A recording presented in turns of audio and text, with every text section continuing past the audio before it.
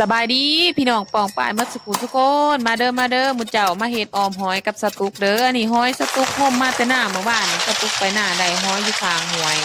ได้หอยอยู่หวยอยู่ข้างหน้าสตุกก็มาแซ่ไว้แล้วคืนนึงมื้อนี้เฮาก็สิพากันมาอนามัยมาตัดก้นเด้อหมุเจ้าเด้อเพื่อที่จะเฮ็ดออมหมุเจ้าทำความสะอาดจบเจือเด้อหมุเจ้าเด้อแล้วสตุกก็สิมาล้างพักสตุกสิใส่พักปังกับพักนั่งเลิศเด้อมุเจ้าเด้อพักสตุกใส่สตุกมักใส่พักปังเด้อเวลาออมหอยมันแสบดีเด้อมุเจ้า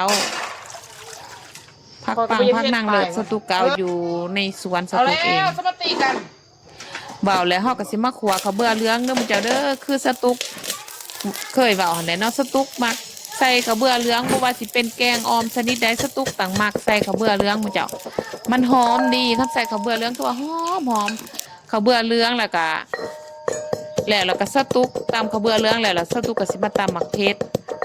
รใส่3-4 หน่วยแล้วตำโคโลโคเคกเด้อตำหยาบๆบ่ต้องตำละเอียดเด้อใส่แกงออมไปตำละเอียดหลายมันเผ็ดมันกินบ่ได้มุเจ้าสตุกก็สิใส่ข่า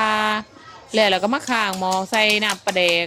ขาดบ่ได้ก็คือน้ำปลาแดกออมชนิดได้สตุกก็ใส่น้ำปลาแดกบ่มักใส่น้ำปลานะน้ำปลาก็แซ่บอยู่แต่มันแซ่บคนละแบบแต่สตุกมักน้ำปลาแดกแล้วก็เอาหลังจากนั้นก็ใส่หมักเพชรลงไปใส่หัวคาลงไปใส่หัวคาลงไปใส่ข้าวเบื่อใส่ข้าวเบื่อเหลืองลงไปมะเจ้าเกลือแป้งนัวลงไปซ้ำที่ว่าเฮามักหั่นแหละมะเจ้าเอ้ยแล้วก็เอาผักลงไปสำหรับแกงออมหอยเด้อสตุกสิบอกเคล็ดลับสำหรับการเฮ็ดแกงออมหอยเฮาต้องเอาผักลงก่อนนะมื้อเจ้าผักนี่มันสิสุกสาก่อนหอยเด้อนี่พักหลังจากผักเฮายุบน้อยนึงแล้วเฮาก็เอาหอยลงมื้อเจ้าหลังจากผักเฮายุบน้อยนึงแล้วเฮาก็เอาหอยลงก็